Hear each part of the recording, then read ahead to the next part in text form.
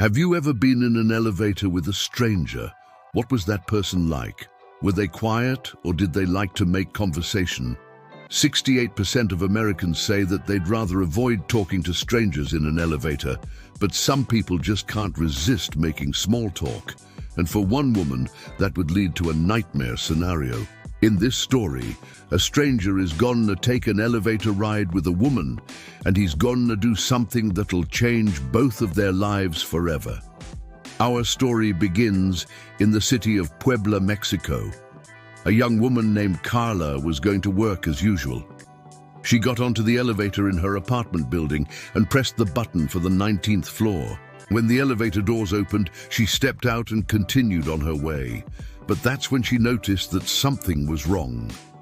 Her apartment door was slightly ajar. She thought it was odd, but she went inside anyway. At first glance, it seemed as if everything was fine. Then she noticed something horrible. Her purse was lying on the ground, but it was inside out, and its contents were strewn about the room. Her phone, cash, keys, and wallet were all over the place. It looked like somebody had gone through her things. That's when she heard a knock at the door. Who could it be? She didn't know anyone who had a key to her apartment, so she cautiously approached the door and looked through the peephole. On the other side of the door was a man she recognized. It was the stranger from the elevator. He was acting as if nothing had happened.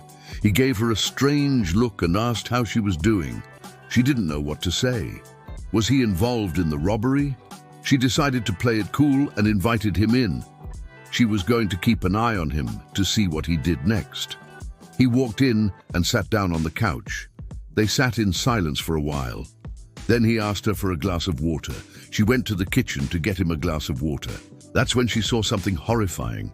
There was blood all over the walls and the floor. She screamed as loud as she could.